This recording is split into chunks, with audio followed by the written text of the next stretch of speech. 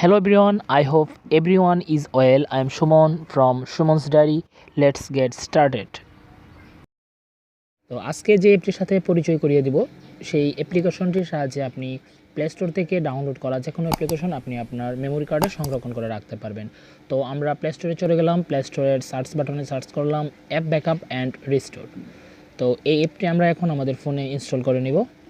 তো নিচের দিকে এই অ্যাপ্লিকেশনটি আমরা ডাউনলোড করব। তো কিছু সময় অপেক্ষা করতে হবে।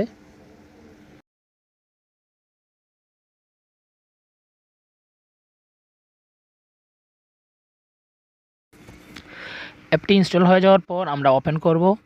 তো ওপেন করার পর আমরা অ্যালাউ করে দেব, যে অপশনগুলো যাবে অ্যালাউ করে দেব। তো নিচের দিকে আপনি দেখতে পারবেন অ্যাপ ব্যাকআপে ক্লিক করার পরে আপনি আপনার ফোনের যেই অ্যাপগুলো ইনস্টল করা আছে সবগুলো অ্যাপ আপনি এখানে দেখতে পাবেন, এবং ডান পাশে দেখতে পাবেন অ্যাপ রিস্টোর। তো আপনি যদি এখানে কিছু যদি অ্যাড আসে সেই অ্যাডগুলো ক্লোজ করে দেবেন।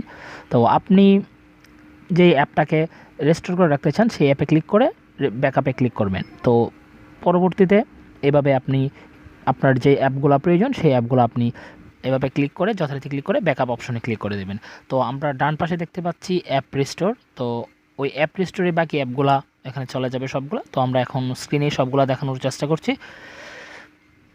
তো এখন অ্যাপ রিস্টোরে ক্লিক করলে আমরা দেখতে পাবো যে অ্যাপগুলো আমরা রিস্টোর করে রেখেছি। তো এই সবগুলো অ্যাপ এখানে চলে আসছে। তো এখানে 4টা অ্যাপ আমি রিস্টোর করে আপনাদেরকে দেখাচ্ছি। তো এখন যদি আমি এই অ্যাপগুলো থেকে যে কোনো অ্যাপ আনইনস্টল করে দেই তাহলেও কিন্তু এই অ্যাপগুলো আমরা আমাদের এই অ্যাপ ব্যাকআপ অ্যান্ড রিস্টোর অ্যাপের মধ্যে পেয়ে যাব, এবং ওই অ্যাপগুলো কিন্তু আমাদের মেমোরি কার্ডে থেকে যাবে।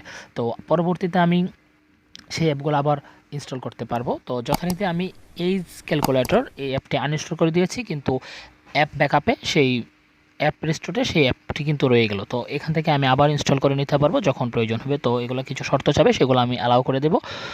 তো এখন আমি যথারীতি ইনস্টল করে নিচ্ছি। তো কিছু সময় অপেক্ষা করুন। তো এভাবেই আমরা এই অ্যাপের সাহায্যে প্লে স্টোর থেকে অ্যাপ ডাউনলোড করে সেগুলো মেমোরিতে সংরক্ষণ করতে পারি এবং আনইনস্টল করে নিতে পারি প্রয়োজনে, এবং আবার প্রয়োজনে আমরা সেই অ্যাপগুলোকে ইনস্টল করে নিতে পারি।